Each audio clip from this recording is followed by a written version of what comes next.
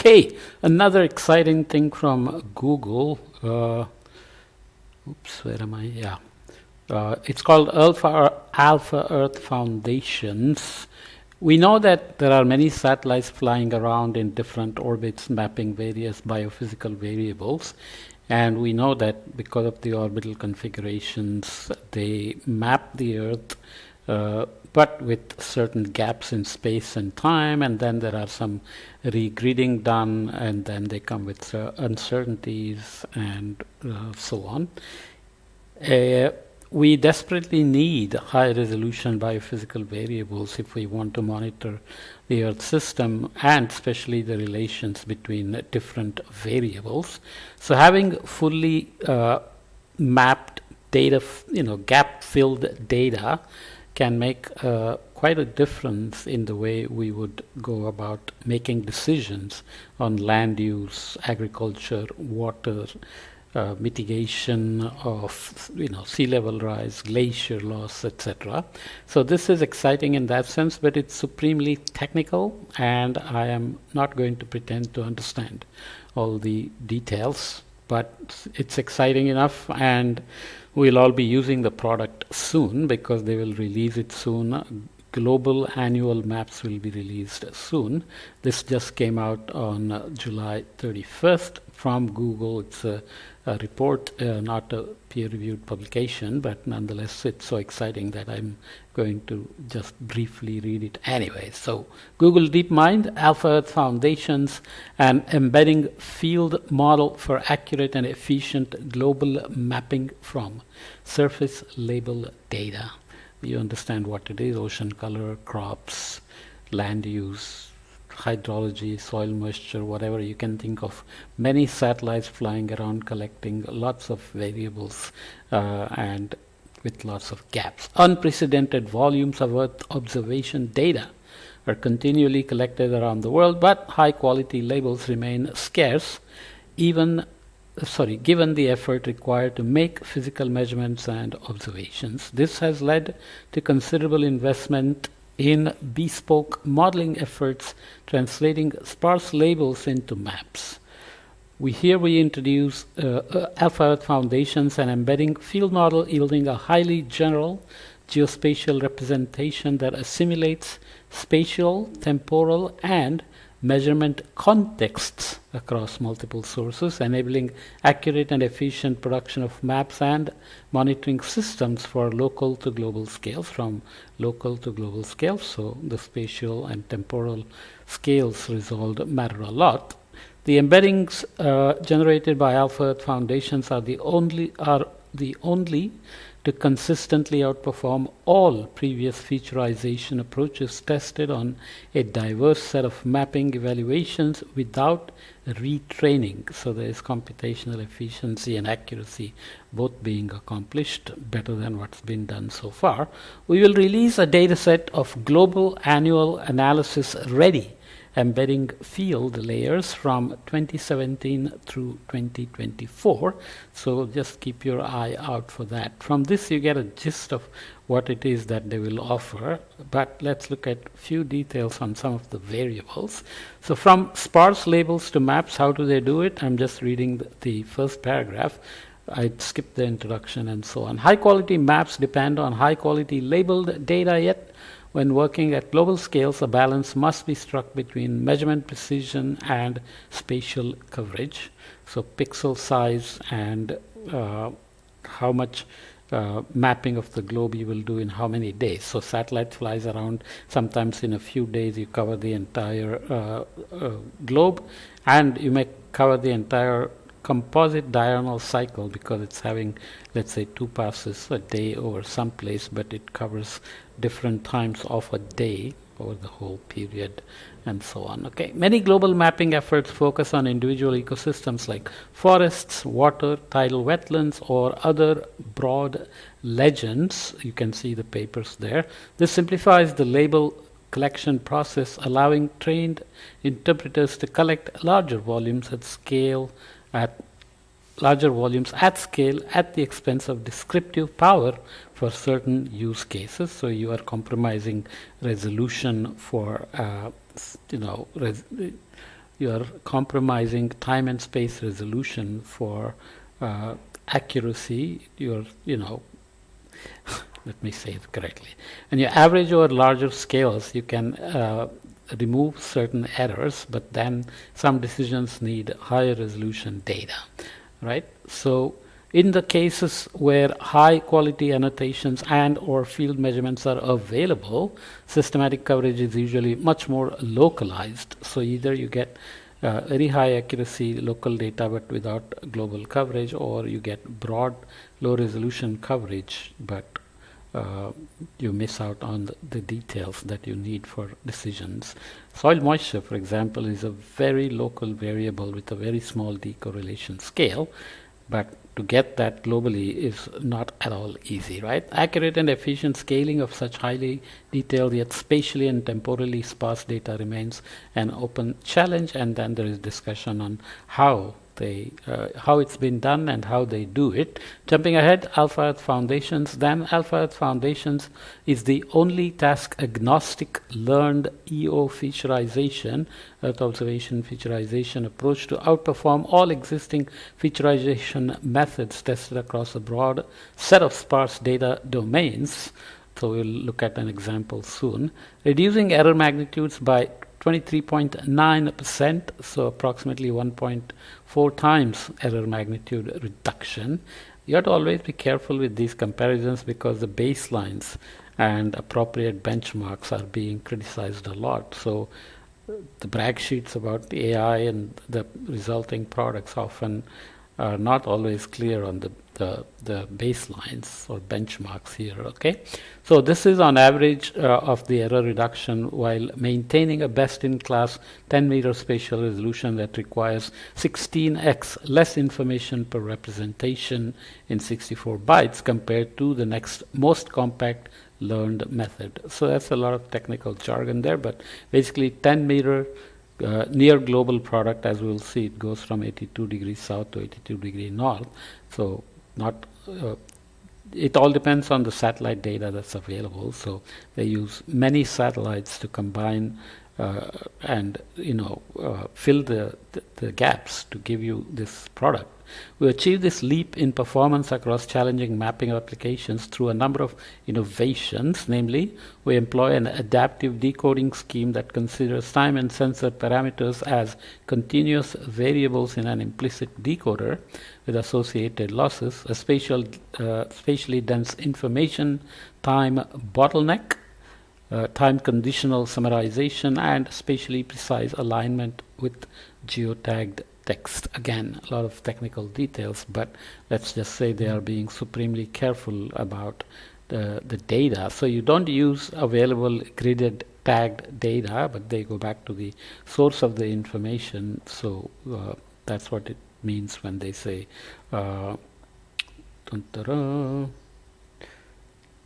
let's see, I was looking for the key word. Basically, data is collected by the satellites and then some processing is done.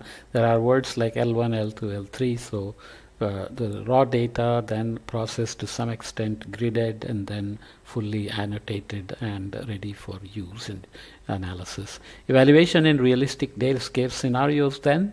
They use many satellite data for different regions like contiguous United States, Europe, Africa, and so on to evaluate their reconstructions, let's say. To establish the performance of AEF, AlphaEarth Foundations, relative to other domain-specific learned and designed representations, we required an evaluation dataset that included archetypal examples of realistic mapping applications. These include thematic mapping, biophysical variable estimation, and change detection at annual and subannual cadences. We found most, if not all, datasets in existing geospatial benchmark suites provide annotations at an object or image level rather than pixel level, rely on labels sampled from existing machine-generated datasets, require running the benchmark analysis using provided source imagery. They have limited geographic coverage and or they do not provide sufficient spatial precision or temporal information. This limits their value in assessing practical use for whatever monitoring, managing, decision, could be land use, managing forests, crops, urbanization, development, whatever, or infrastructure like roads, etc. Thematic mapping, then, the method that they use, one of the technical details, again I'm reading little bits and pieces because it's very technical, and as I said, I'm not such an expert in it. Thematic mapping or semantic segmentation refers to spatially dense discrete classification over an area. We group 11 classification evaluations into thematic mapping applications, including land use, land cover, crop detection, crop type, and species distribution mapping. These classification datasets vary in their number of classes, complexity of semantics they represent, and their summary periods, i.e. instantaneous observations versus persistence over a reference period. So there's a nice long table that I'm going to skip. Assessing max trial performance in figure 1a, we find that AEF achieves the greatest error reductions for evaluations over annual periods. As I said, as you average in space and time, errors get reduced or averaged out, let's say, in a crude way, and that's why they are saying annual timescale data reconstruction provides the best accuracy. Okay, for example, LC-map land cover, decals oil palm, Africa crop mask, and LC-map land cover, LC-map land use. Other than Ethiopia crops, all thematic mapping evaluations had greater than one times reductions in error with the 90% confidence interval. So statistical tests on how significant the error reductions are compared to existing products, let's say. AEF's consistent performance across these diverse evaluations suggests a degree of generality that was previously not possible even with higher dimensional learned embeddings.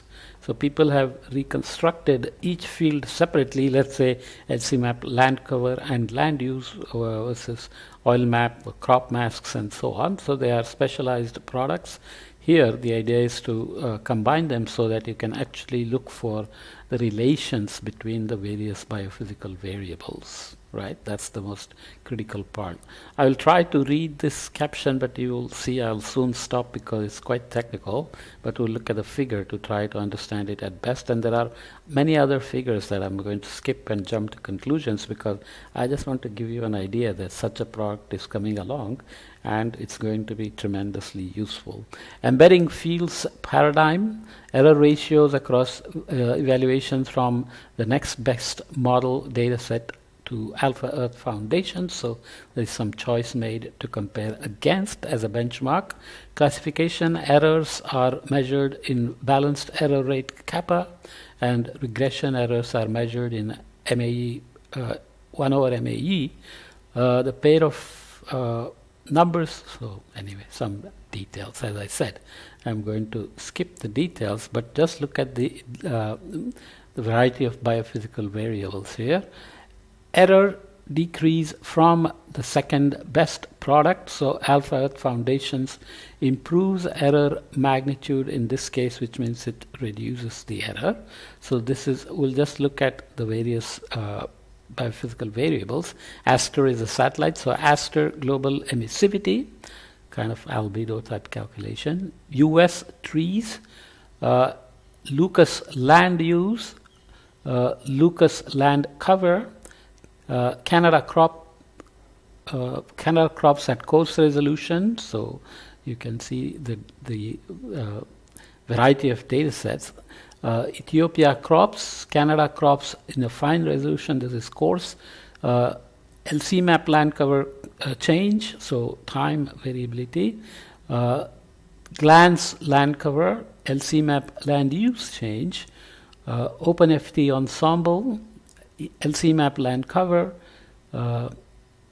decal oil palm, Africa crop mask, LC-map land use. So There are various numbers there as well, and the caption says what they are, but I just want you to note the variety of variables they are taking together.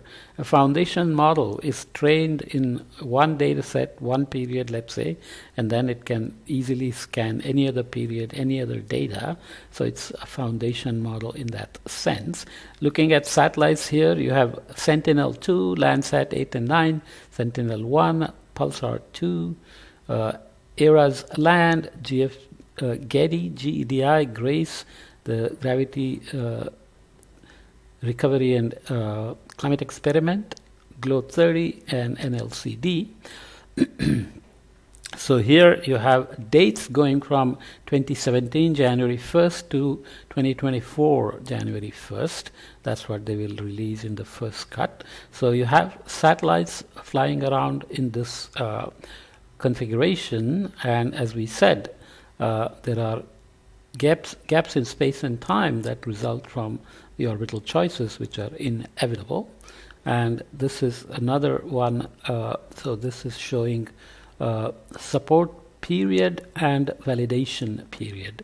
So obviously in AI or statistical approaches, you have a training period and a validation period, and then you have benchmarks like from other products that have been in use already and so on. Okay, standard ways of doing things. So if you zoom in to the location here at somewhere in I guess it's in Central America, you can see a little piece of the data that has multiple layers, and there are various details here that are technical as well. Okay, so this is another figure showing the complete 360-degree view of 2023 annual embedding field covering Earth's land surface, including minor islands over approximately plus minus 82-degree latitudes.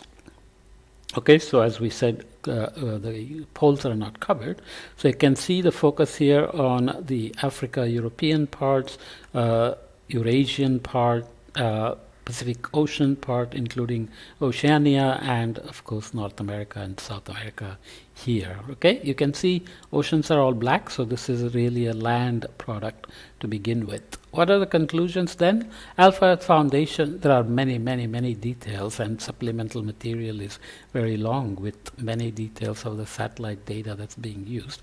I'm skipping all that just to get a sense of this exciting product that's coming down the pipeline, so you can be ready to think about new problems that you can solve by using such a gap-filled 10-meter resolution annual data for a few years. Okay, AlphaEarth Foundations combines a multitude of diverse geospatial observation records into a time-continuous embedding space by precisely modeling temporal dynamics and relationships across sources. That's the key part, that it's not just individual variables, but there is temporal dynamics and relationships captured by precisely modeling the relationships. By separating information pertinent only to the act of measurement from the mutual information across all sources, we are able to compactly describe Earth's surface properties while maintaining robustness to the noise and sparsity inherent to Earth imaging emissions. So when satellites fly, there are science teams. Ocean color will only do ocean color. Then the scientific community takes and does other things like producing, various other derived variables, looking for relationship with climate variables, internal variabilities, trends, and so on. Our findings indicate that AEF consistently outperforms designed and learned featurization approaches in relatively sparse data regimes, and that AEF embeddings are broadly applicable to a diverse range of fields such as biodiversity, ecology, and agriculture. For these fields, obtaining maps to model both spatial and temporal changes efficiently is of key importance, even when large annotation corpora are not available. So all the missing details are filled in with this approach. As new measurement platforms are launched, others are decommissioned, and the accelerating pace of observational data collections also pushes forward.